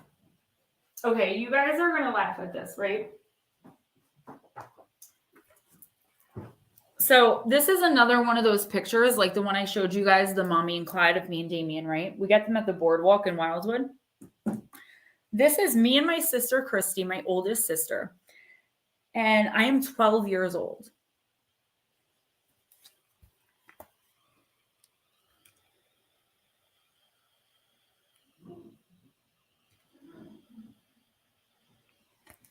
Cute, right? Cute. And then I'm only going to show you this one because I love when families do the matching pajama thing. And 2 years ago, me, Ray, and RJ did it. And my dad laughed so hard at the pajamas I made Ray wear. It's hilarious. Family pictures. Yeah, I told you guys, my grandma was like, is that her real legs? My grandma thought we just put our heads in like that because she's like, there's no way that's Minnie's real legs. I was like, they are. They used to call me Minnie. Minnie haha. Because I liked Minnie Mouse and I was always laughing. Which one? That one?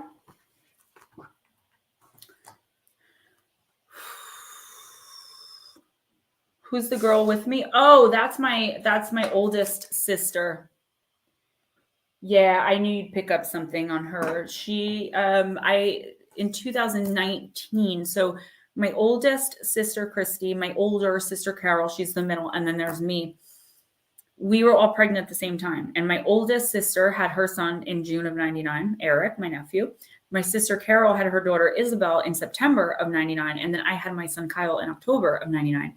And Eric in 2019, right after he turned 20, I think, passed of cancer. And she has been crazy ever since. I mean, so... you know what I'd like to do, guys, as we round this out? I'm going to finish what I was reading to you, if you don't mind. There's like another 5 minutes left. Throughout this entire ordeal, Kelly's husband wasn't able to remember anything and had no clue what she was talking about when she tried, desperately, I'm sure, to discuss it with him. Kelly would eventually contact a reporter in Sydney, Australia named Bill Chalker, who worked for the UFO Investigation Center. Bill launched a very in-depth and thorough investigation into Kelly and her claims. He also called in the group PRA, or Paranormal Research Australia, to help assist him with the investigation. These investigators did an amazing job and were even able to track down not only the couple who Kelly originally saw on the side of the road to the party, but also the 3 individuals who she said were walking towards the field and the ship at the same time she and her husband were. All of these people, 5 of them in total, had the exact same triangular mark in the exact same spot Kelly did. Bill Chalker and his team were able to somewhat prove, at least, that something unusual had happened that night. In the exact spot where Kelly had said the ship had landed and the beings approached her and the others, they found several chemical and magnetic anomalies, strange and unexplained markings all throughout the fields, and an unusually high radiation reading. Kelly Cahill would become a sort of local celebrity, at least for a little while, when this whole abduction experience hit the local news. She appeared at UFO conferences, on television shows about the paranormal and otherworldly, in order to educate others and talk about her experience. My hair. She even went on to write a book about it in 1997 entitled Encounter. Over the years, more and more detail would be added by the retelling of her experience. She claimed she was simply remembering more, but there are skeptics, as there always are, who claim she may be adding more and more as the years go by to try to keep her story relevant and to stay making money. Some of the things she had added as time has passed by were she and her family being harassed by an unmarked black helicopter immediately following the experience.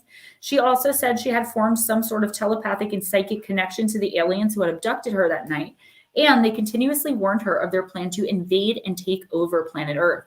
Despite the many people who feel Kelly is just trying to keep herself in the spotlight and make money off of her alleged encounter, more often than not, she is seen as a reliable and honest witness. She is well respected in the ufology community as well. We must keep in mind when deciding if we believe this almost absurd and fantastical encounter story that Kelly had no prior history of hallucinations or mental illness of any kind. She really had no reason at all to lie about any of it, and she had no prior connection to or interest in the field of ufology. Her neighbors and friends consistently described her as honorable, honest, and kind. The Cahill case is an extremely significant one in the field of ufology. Her impeccable and honest reputation added to the facts I just stated above, and the presence of all of the physical evidence the investigators found to back up her claims makes her encounter story stand out as honest and having really happened. Bill Chalker said of this particular case, quote, "Here we have a striking situation. 2 groups of persons unknown to each other have witnessed the same UFO encounter and entities. They also experienced missing time, and each group has been available to competent investigators.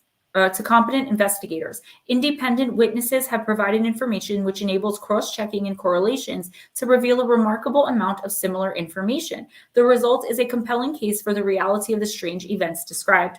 The ontological status of the events is further strengthened by a range of apparently related physical traces, including ground traces, a magnetic anomaly, and effects on some of the witnesses," end quote.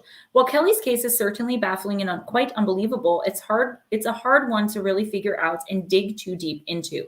Though the Phenomenon Research Australia, despite swearing they collected physical evidence as proof the encounter had actually happened, these documents with the data and evidence collected have never been released to the public. The other witnesses are only considered alleged due to the fact that they have never been revealed and remain completely anonymous in all of this. Also, the name Kelly Cahill is a pseudonym, so at the end of the day, we don't even know who this person really is, and neither she nor any of the other supposed witnesses, including her husband, who still can't remember a single bit of what allegedly happened that night, have ever been interviewed by any outside or mainstream source regarding the issue or anything else for that matter. This leaves one of Australia's most infamous UFO and abduction cases shrouded in a thick fog of mystery and doubt.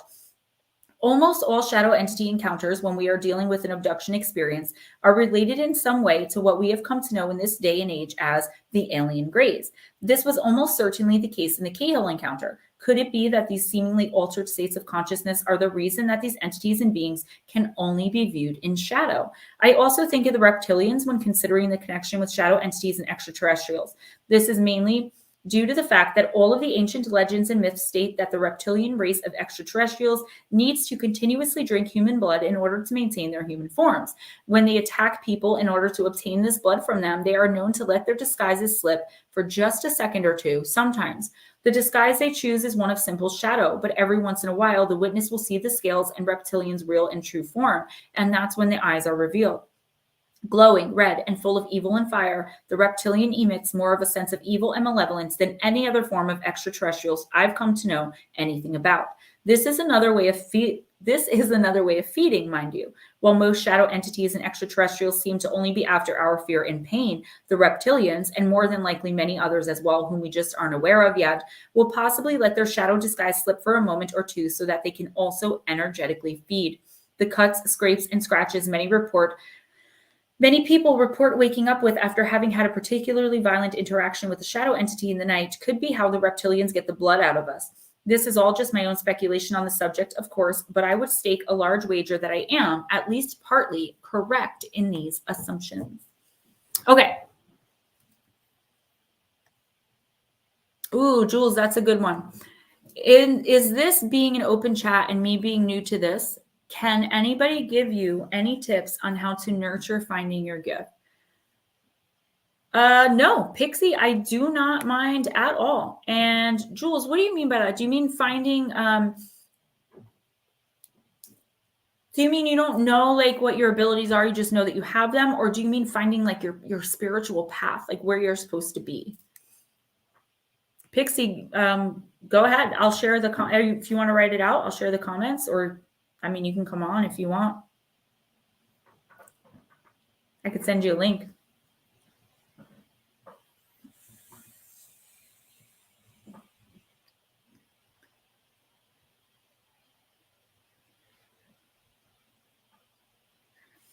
Gemma, this is important. The girl in the parking garage from Jersey, New York. Been a while. She said she's 12 or 14. She looks like her, like 1979. Yes, Shelly, I will, for sure. Yeah, that was a really great question. And Lara, like I said, I can send you a link. You can come on video or audio, or you could just type it in the chat and I'll just share it and read it out loud. I don't ever mind. I Ghostdragonzw bailed on us for a reason, but I feel kind of like, what do I do? Shelly, I hear you. I have myself a little bit more blocked. Okay, sweetie. Than normal because of what happened last night where I was being choked and jumping out of my skin. So as far as resources, maybe Pixie can give you some of those. See, the problem with me with resources is I'll tell you, like, I don't really have any. Yeah, he was, Ryan. I'm not mad at him. It just shocked me. And now I don't know what to do because normally he fills in the blanks. With me, with my abilities, I have been a complete lost soul my entire life until I came into this community and found a really amazing gift with giving messages through Oracle. I always say to you guys, I really don't need the cards, but they are more of a guiding light and they tend to keep the energy focused for me because otherwise it gets really out of whack. So for resources for me, I don't really use any. I use guided sleep meditations to help me astral project, to help me meet my guides, to, I use it for all those things when I sleep at night. I use the Trip app for the Oculus and I meditate through that. So for me, it's like, it's so natural that I wouldn't even know where to start. I really want to start talking more about spirituality and talking more about gifts and how to work with them and through them. And Pixie and I want to do some videos on how to read tarot and oracle, because that's a really great place to start. If you can pull a card or two for yourself, I pull a card a day for myself. And once a week, I do a this week, next week, the week after, and next month pull from one of the spreads. And that's what I do personally too. So I have about 60 or 70 different spreads for love, money, work, business, general, you name it. I just never really get a chance to use it because right now things are tight and a lot of people aren't getting personals. But I'm sure there are resources out there. The only problem is I don't want to suggest any because I don't know any of these people well enough to send you there and be like, yes. And then this person asks for money and you give it and they're a total fraud. And that's what I was so mad about the other night. Everyone, yeah. See, here's the thing. Everyone's born with not total recall, but a lot of recall. Everyone's born with the ability to connect with guides and angels. The problem is we just grow out of it, but some of us don't. I find that mainly people like, not just in my stream, but in this community in general, right? The spiritual, otherworldly, we have abilities, the light worker community, we're all looking for the same thing.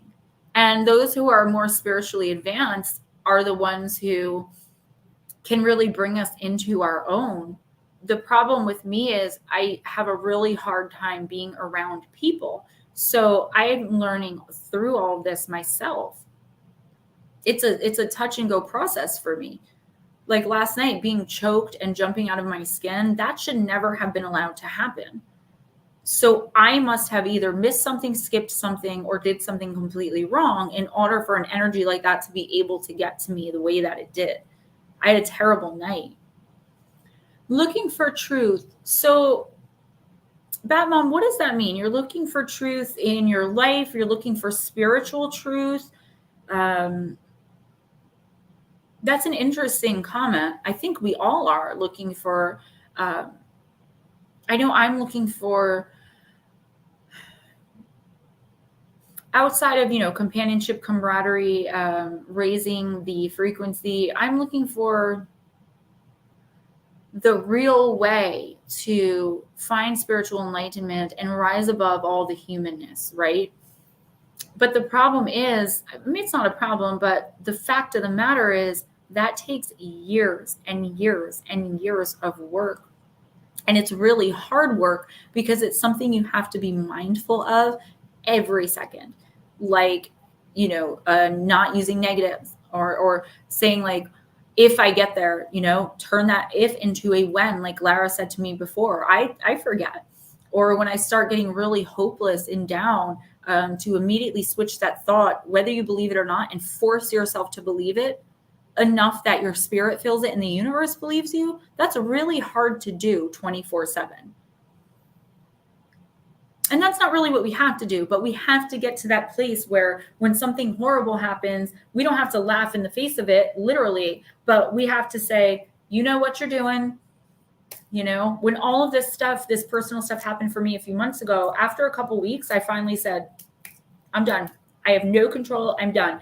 And it worked out pretty well so far. It's not ideal or exactly where I want it to be, but I feel that's because I'm not letting go enough. I'm still holding this onto this idea of what I want, how I want it to come to me, where I want it to be as far as that personal situation. Now with my career, I am wide open. I am grateful to do this every night of the week, read Oracle for the rest of my life. And I may, if I get enough money, eventually open up an Oracle shop and sell my stuff there. I know what's in store for me is incredible, but keeping that faith up all the time, enough to manifest it, I think that's where the trick comes in. Oh, Shelly, we for sure do. I believe there's at least 3 tonight. And yes, you can text me later because we're ending in 15 minutes and I'll be up for a little bit. I got to eat. My tooth finally isn't hurting. That's another thing. I was in so much pain. I couldn't talk. I come into this stream. I connect with all you guys, your light, your love, your goodness of the light worker community, of our collective here. And I have no pain. None.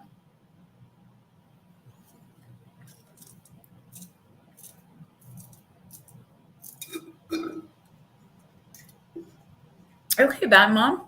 I feel you on that. Batmom says, I want justice for people who have been hurt, justice to the people who have been forgotten or bypassed, the marginalized, right? Then it went to me not knowing who I am, always been lost and told to believe one way, and everyone else is bad. You can't find or help others if you can't even help yourself. That's not really true. I know, Smoochie, I always do. People say that, like, first you have to help yourself. Let me tell you something. When I stopped using drugs, I hated myself. I didn't want to stop. I didn't think I should have to. I felt forced, but I had to make a choice between the drugs and my family. So what I did was I stopped using for my family. Okay? That was doing it for someone else until I was able to wake up every day and make that decision for myself. So I feel like by texting because I'm reading Shelly's thing, by connecting with others, we can help other people if we can't help ourselves, because helping other people is helping ourselves. We are helping ourselves when we help others. The whole point in this life, no matter what your spiritual mission is kindness and love. That's it. That's really it. That's the whole message. I know that sounds crazy, but okay. Paranormal Pixie, Smoochy, I always do it. I don't really expect a response, but I'm just like, here's what's going on. Paranormal Pixie says, okay, I'm back. I can't jump on, but Jules, look at videos by Sarah Lemos on YouTube. She is a world-renowned medium and an amazing soul. She has great videos for beginners. Thank you. I was telling them, because I isolate myself and I'm learning everything from my spirit team, my guides, a couple ETs. I really don't have people that I trust enough in this community on YouTube to be able to give recommendations out, because I would be worried. I know, Pixie, we're going to have you on though. I want to have a lot of you guys on. Hubby's sick. Well, I hope he feels better, and it's nice that you're taking care of him. Batmom, I feel what you're feeling right now. It's like, it's not hopelessness, but it's like a derivative of it. Like, it's not that you feel hopeless, but maybe it's overwhelm that I'm feeling. Shelly, that's exactly it. That's exactly the point, honey. Tell people messages, listen. Sometimes they just want to be heard. I cross them over. There are some that don't want to, and you can't force them, Once you realize, Batmom, and I don't know when this is going to be for you or what it's going to be, but once you realize where you fit in this community, meaning finding out what your meaning is here, that's when you're going to start understanding things, living life to the full, and really opening up spiritually. And I don't mean, again, not just on my channel, but in groups of people like this. Because that's where you're going to learn new things, and you'll meet someone, you're like, oh, me too, me too. When you realize, you start to make connections, and that's your guides and your team helping you to make those connections, so you can say, oh my gosh, this is what I'm here for. And before you realize it, you have downloads coming in, and you know exactly which direction you're going in. The thing is, it takes time. If you guys want to feel good about yourselves every single morning, wake up and listen to Joe Dispenza. He's on Gaia. He's on YouTube. Listen to anything from him. Anything by Joe Dispenza, I recommend. If I start feeling in a rut, I put on a 12-minute video by Joe Dispenza, and I'm like, yes, I'm going to be a millionaire and start my spiritual retreat and start my thrift store and partner with my, I'm ready to go. I'm pumped. Welcome to the Psychic Weirdo Wonderful Wonderland. Yeah, and it is really painful sometimes, especially when we're alone and feeling like we're in solitary confinement with our gifts, abilities, and feelings. And listen, that's one of the reasons I'm here. That's one of the reasons I do this, is so that you guys don't have to feel that way, and neither do I. Never again do I have to be looked at by someone I love like I'm something gross or something to be feared. Never again, because we have each other. That's the community. And we were all brought together for a reason. We're not here by mistake. There are no accidents. Such a girl. Yeah. Yes, Eris, I love that. If you don't know where you fit in, make your own spot. But guess what? You always fit in here with me. Even when I don't answer texts, I'm sorry. I try, I really do. I'm so involved in becoming better. And dealing with being feared. And kind of like abandoned in a way. So I got all these things going on, but it's like the more I focus on doing for you guys and being with you guys and helping you guys and bringing these messages through, the better I feel about myself. Like, hey, I'm not terrible. And this isn't a curse. You know what I mean? I'm helping. And that's all I want to do. And I know I'm meant to do that. And I hope that you can get to a place, all of you. I hope that everyone in the world can one day get to this place where they're like, oh, that's what I'm meant to do. But just remember, love is the key, guys. It sounds cliche. It sounds cheesy. It really, really is. Self-love and loving others, regardless of how they behave and act. That's their stuff, right? That's their crap. If someone's rude, horrible to you, that's on them. That has nothing to do with you. You're going to be judged, rewarded. I don't even say judged, but you're going to progress because of how you respond. Not, you know what I mean? Their spiritual path, their behavior has nothing to do with the journey you're on, except to learn a lesson and move on most times. Channels like this form true fellowships. Thanks for what you do. It seems like we're traveling the same road. Yeah, I really appreciate that. Thank you. Because that is how I feel. I feel like we are this fellowship of people, the island of misfit toys, where we're just like, okay, what are we doing today? Oh, Nutslap, thank you. And you've helped me. All of you guys have. Thank you so much. Guys, I'm going to end it. I'm going to eat because my tooth isn't hurting thanks to you guys and your amazing light. And I am going to call Steven a video call and make sure he's okay. But I'm sure he is. He's probably still listening. I can understand the abandoned, why I'm not good enough for that person to love, blah, blah. It's hard not to feel that way, Gemma. You're amazing. I do know that feeling, though. Yeah, thank you. No, Eris, I didn't. I did not receive that. Smoochie, I asked you 3 times last night, but I was so busy reading that I did not get your message. Did you get your t-shirt yet? It's like Bigfoot going like this. I thought it was so cool. I was like, yes. Yes, much love to all you guys. Some of you guys have stuff coming. I didn't get to the post office because I rely on my mom for a ride, unfortunately. Lara, yours is out. Casey, if you're listening, yours is out. Arlene, if you're listening, yours is out. And books went to a lot of people. I don't even know who. It's at the house. Oh, okay, cool. So you did get it though. All right, cool. Yeah, I can't wait. Oh, if you already saw it, it's so cool. Darling Deb, I love you too, girl. And I love all of you. Thank you for the donations. Thank you for your time. Thank you for letting me ramble and just talk about nothing. If you guys are interested in the books, obviously hit me up. But I just want this is going to be a Monday night thing. So we'll be here again Monday, not Thursday. But for this week, it worked because of my voice. But love and light, guys. Be kind to each other always, okay? Be kind to yourself more than anything. Okay. And if you really feel like poop, listen to Joe Dispenza, Dispenza,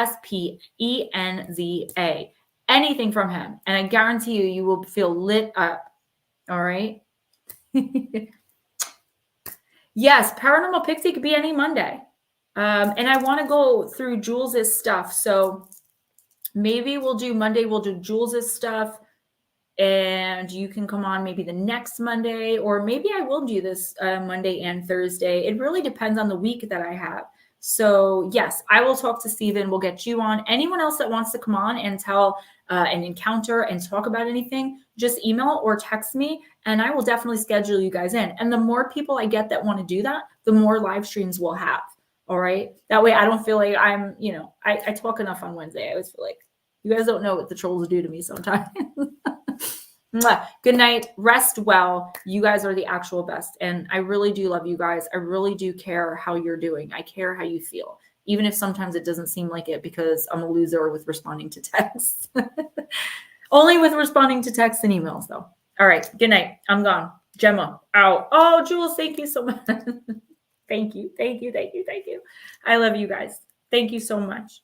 Jules, Monday. Okay. As long as Ghost Dragons is okay. We're going to share that. He knows how to do it. He just got sick. Lovers unite.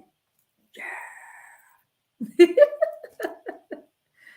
Losers too. It doesn't matter.